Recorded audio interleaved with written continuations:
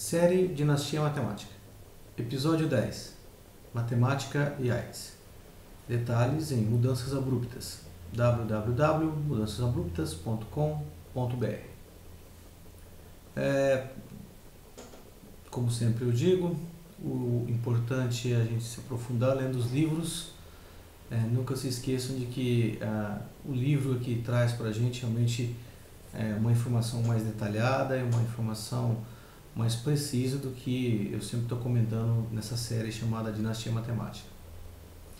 No episódio 10, eu quero mostrar uma área bastante importante hoje em dia, nos dias atuais, que é a área de biomatemática. A biomatemática é a matemática voltada e utilizada para a área biológica, onde as taxas adquiridas em laboratórios, as taxas adquiridas via ferramentas de biologia, via coleta de dados biológicos, ambientais, são aplicadas aos modelos matemáticos. Um deles, bastante importante, que evoluiu muito nesses últimos anos, são os modelos relacionados com a AIDS. A gente tem aqui um diagrama que a gente pode desenhar, que é um diagrama que mostra a atuação do vírus da AIDS, o HIV, no tempo. Então o que acontece é que nós temos uma célula chamada célula CD4, que é a célula linfócito de defesa do organismo contra qualquer invasão. Quando o organismo é invadido pelo vírus HIV, essa célula de defesa do organismo, a taxa de crescimento dela aumenta, porque ela tende a responder à invasão. Então a célula CD4 aumenta e o vírus que invadiu com uma determinada taxa tende a cair. Então é aquela fase da gripe forte que todo mundo tem e que o vírus acaba enganando as células e a gente a pessoa infectada com a soro positivo acaba ficando achando que é só uma gripe e uma virose. Com o passar dos anos, o que acontece?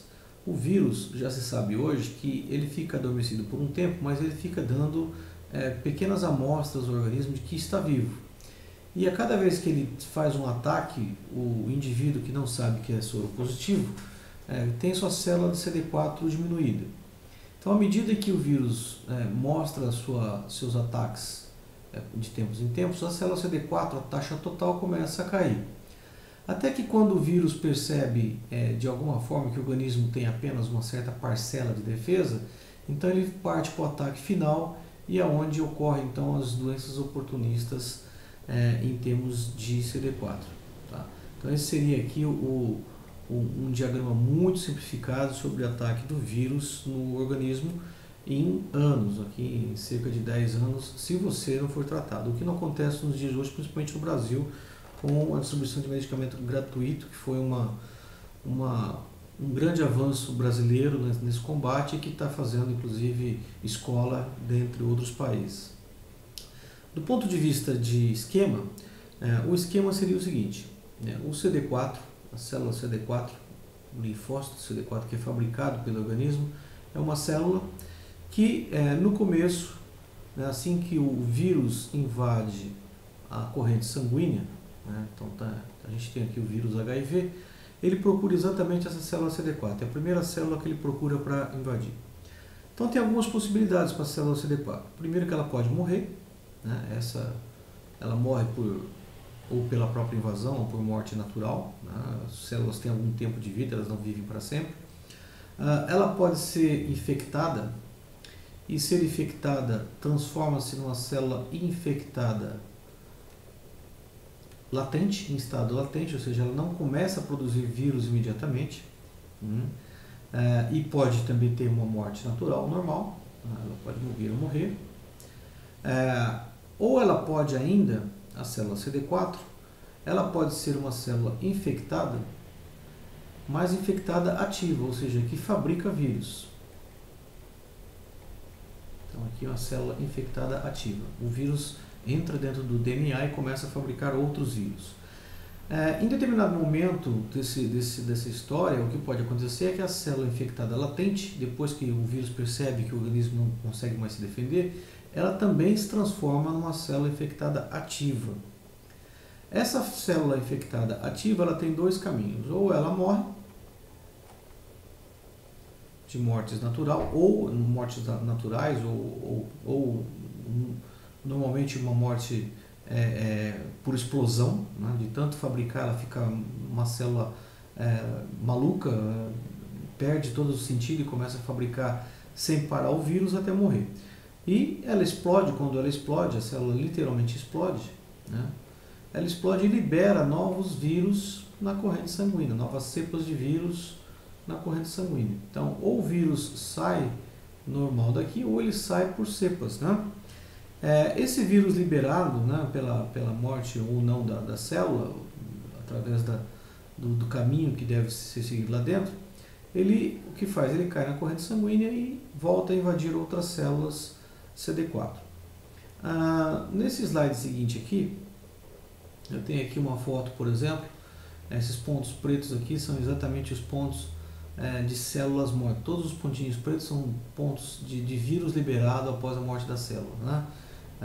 Como consegue ver que esse aqui é uma corrente sanguínea toda infectada pelo vírus HIV. A forma de defesa desse vírus, da célula, quer dizer, com a forma com que ele entra, você tem o vírus, aqui você tem o linfócito CD4, que é a célula de defesa, e você tem o núcleo da célula. Tá? Quando o vírus caminha para invadir uma célula, o que ele faz? Ele carrega com ele uma coisa chamada RNA viral. Esse RNA viral, ele se transforma em DNA viral, né? E assim consegue entrar dentro do núcleo da célula. Quando ele sai, quer dizer, ele sai de uma forma de proteína já pronta para fabricar outros vírus. Então a gente tem duas formas de bloquear a ação do vírus no organismo.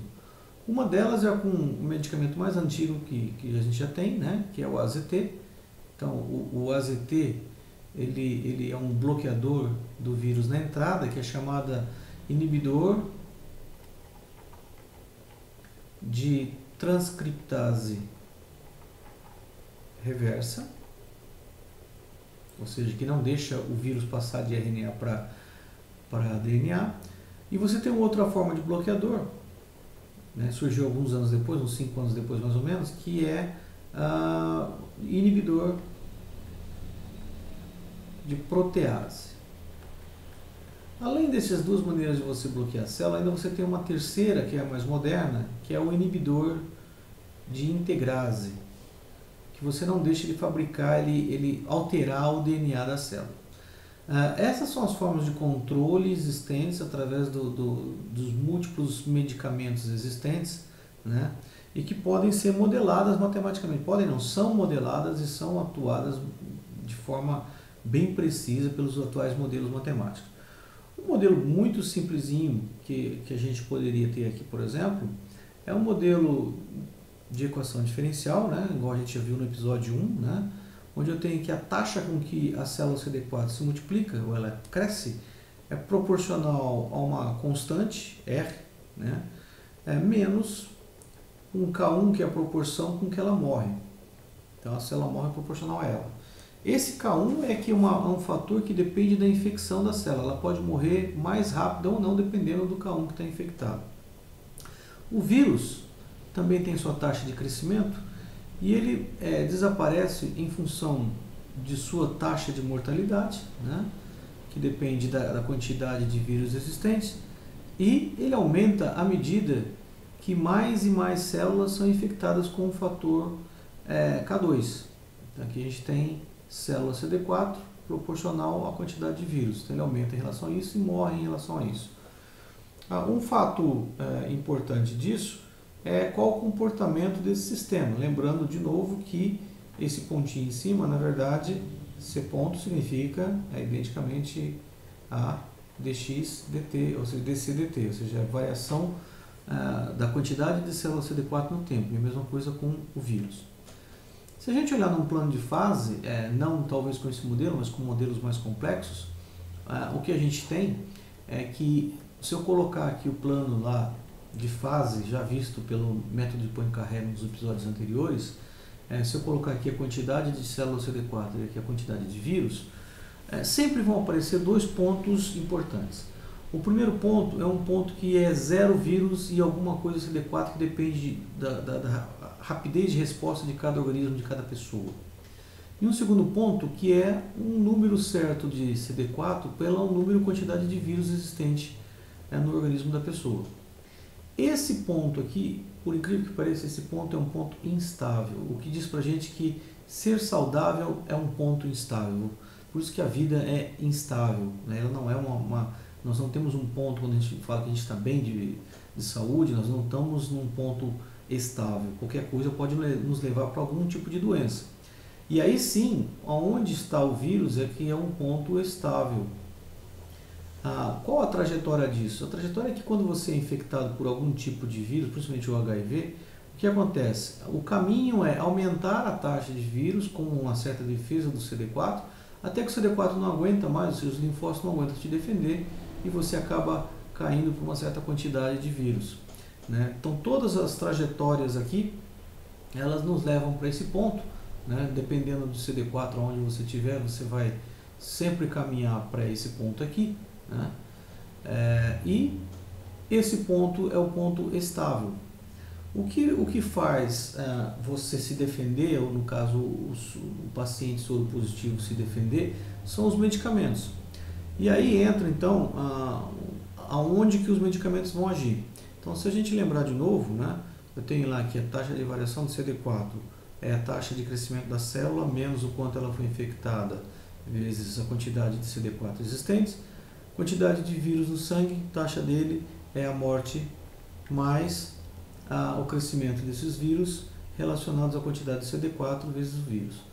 O medicamento vai agir exatamente nessa taxa aqui, ó, é a taxa de infecção. Aqui seria o nosso inibidor de transcriptase reversa e aqui seria o nosso medicamento inibidor de protease. O K1, alguns modelos para como que o medicamento atua, o interessante é que a taxa K1 no tempo seja uma taxa que decline exponencialmente, e quanto mais exponencial, quanto mais ela cair mais rápido, melhor para o paciente. A mesma coisa para a taxa K2. Né? Quanto mais essa taxa K2 cair rápido, melhor para o organismo. Como que seria então uma fórmula possível para esse tipo de representação de controle? Ou seja, no nosso modelo, de novo, né, que eu tenho aqui modelo dinâmico, vírus, o CD4 cresce uma taxa R, desaparece uma taxa K1C, o vírus cresce, desaparece uma taxa SV, né, e aumenta uma taxa proporcional à quantidade de vírus do CD4. Esse K1, uma fórmula interessante seria o exponencial, né, negativo porque eu quero que ele decaia sempre, vezes um fator, né, que é uma eficácia de quem? Do medicamento que o paciente está tomando ao longo do tempo. Então essa curva aqui, se eu fizer dois gráficos, eu posso fazer dois gráficos aqui analisando. Uma é a quantidade de medicamento que o paciente está tomando e a outra é qual a resposta que isso tem em termos de K1, ou seja, em termos dessa taxa. Se o paciente está tomando uma dose alta de medicamento, a ideia é que esse K1, essa taxa de resposta tende a cair. Em alguns casos existe mutação e aí essa taxa pode subir também. Vamos supor que eu tenho um medicamento eficiente e à medida que o paciente está tomando o medicamento ele pode diminuir, para diminuir o efeito colateral, aumenta de novo, diminui, de forma que essa taxa ela começa a cair de uma forma exponencial até desaparecer do organismo do indivíduo, né?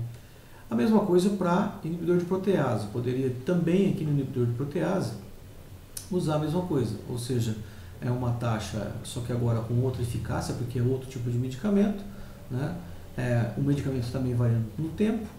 Eu tenho aqui também a quantidade de medicamento que o paciente vai tomar em miligramas, né? Também pode ser constante ou não, depende da quantidade de medicamento que o médico vai indicar para o paciente. E à medida que esse medicamento vai agindo, a taxa K2 ela tende a cair até desaparecer, né? Essa seria a dinâmica de atuação da matemática, ou seja, a matemática, no caso a engenharia biomédica, trabalha exatamente em cima da curva, que é a curva de medicamento. Ou seja, como a gente pode auxiliar os médicos a aumentar a eficácia e o combate do HIV, e nisso existem vários papers na área, papers ou artigos na área de biomatemática, né? É uma área muito legal, muito interessante e bem avançada já para os dias de hoje.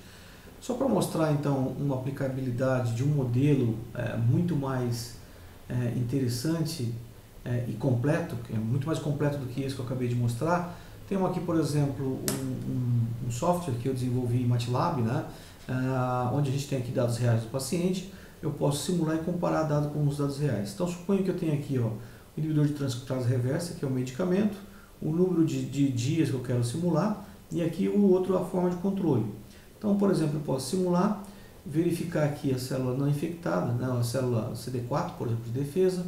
Posso ver a atuação do vírus, como que o vírus cai, né, a latente, como é que a célula latente se comporta, e a célula que está produzindo o vírus, como ela está caindo. Suponhamos então que eu tenho aqui estou analisando o paciente é um paciente que desistiu do tratamento. Então, por exemplo, ele está cansado de tomar remédio, diminuiu pela metade o medicamento que ele estava tomando. Então, quando eu simulo e eu verifico a curva, você pode verificar aqui o que acontece aqui. Como o medicamento foi menos eficaz, existe uma queda da célula de defesa. Ele perde a defesa, ele perde a resposta que ele poderia ter ao vírus. E exatamente quando isso acontece, é quando você vê aqui o aumento do vírus atacando o indivíduo, atacando as células de defesa do organismo.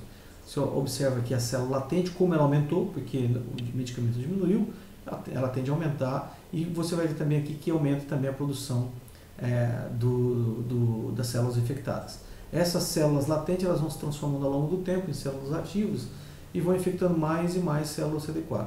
Se o paciente diminui ainda mais, agora a outra forma de medicamento, então a gente tem ainda uma forma ainda maior, quer dizer, uma queda, e se você olhar aqui a taxa de vírus, né, também ele vai modificando, e a gente consegue então comparar o efeito do medicamento, o efeito de resposta de cada paciente, né, você vai comparando com dados reais, e você vai vendo o que acontece, né, entre o paciente e entre a simulação que você está fazendo.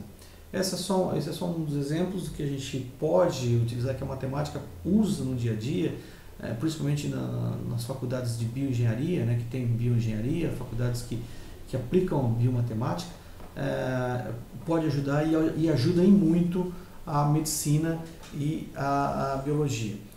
O modelo, como eu falei, é um modelo muito simples, apenas para dar uma introdução. Modelos maiores existem equações diferenciais com mais graus, né, 4, 5, até 10 equações, dependendo da aplicabilidade que você quer. É uma área interessante, uma área importante, e que partiu também de Newton. Se a gente observar, tudo isso começou lá atrás com Isaac Newton e seu cálculo diferencial integral.